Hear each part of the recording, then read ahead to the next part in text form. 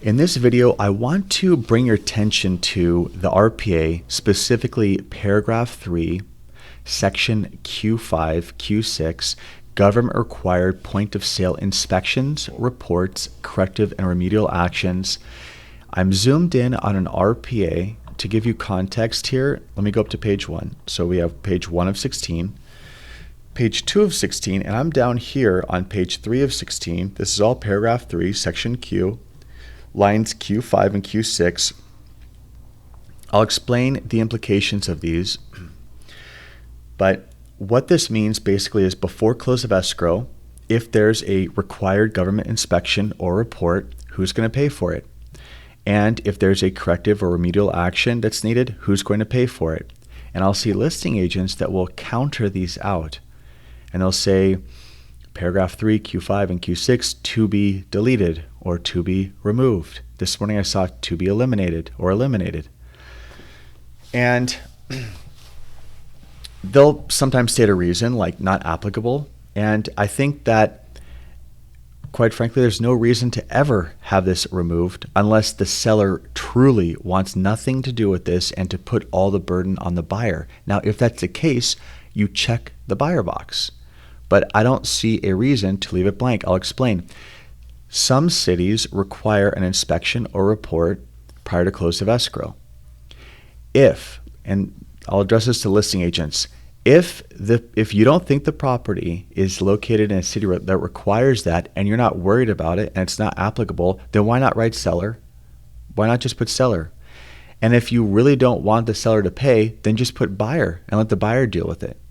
But why leave it blank? Because sometimes cities will conduct an inspection even if it's not standard city code practice. We just recently had this. And it's because some cities enforce code by looking at listings that are active or pending, and they might see something that is a red flag, and then they'll deliver a notice to do an inspection while we're in escrow. What happens when that comes up? Because this has. So why would you remove it? If you're not worried about it, if it's not applicable, which is the reason that listing agents give when they have this removed from the contract, then put seller because it's not applicable, right? Or put buyer if you're worried that it might be. But removing it, I think, is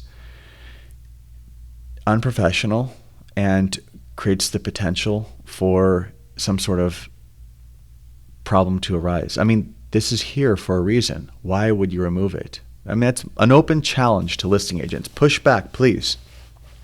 Debate me on this. Next is corrective or remedial actions. Same idea. Now, sometimes in the cities that require these inspections and reports, they issue some sort of corrective action that must be done. Now, of course, that almost certainly should be done by the seller. Why would a buyer do work on a seller's home before they own it? Why? That doesn't make any sense. So shouldn't the seller pay for this? So just check the seller box. Listing agents, again, I'm going to point you out. If you're not worried about it, check the box seller. But why would you delete it? Because if it's not applicable and you're not worried, then just check the box seller and then don't worry about it. If you're worried it is, put buyer. Here's another scenario when this comes up. Code violation. City finds something.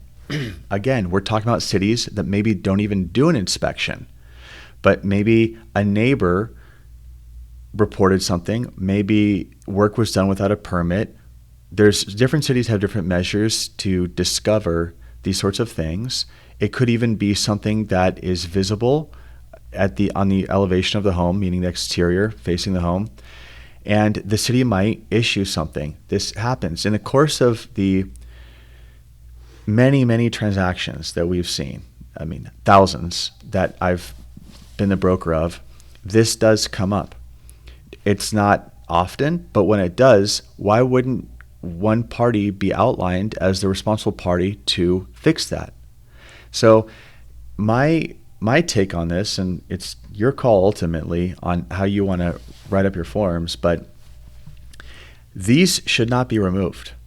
I think that at one point, maybe someone out there did an advanced maneuver, some listing agent, and just dumped it on the buyer. And we've been in this insane seller's market for up until recently. It's been the most crazy one-sided seller's market in history up until just recently. And so the seller could just put anything on the buyer, and the buyers are waiving their appraisal contingency and financing contingencies and paying more than the appraised value. I mean, it's the buyers have lined up and will do whatever they need to do to get the property. That those days are ending.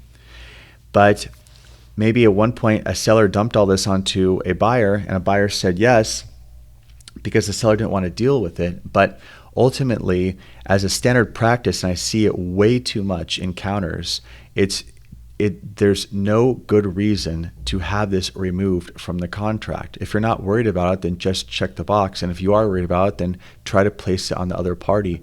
But it's always better to negotiate potential issues up front rather than have something come up in the middle of escrow and the buyers say, hey, seller, you're the one that should fix that before escrow closes because the city flagged you. And then the sellers say, well, I'm not paying for it because it's not in the contract. I mean, it's just so absurd. It's so ridiculous. It's just incredibly irresponsible to remove these. That's my take on it. If you have any questions, please leave a comment. Thanks for watching.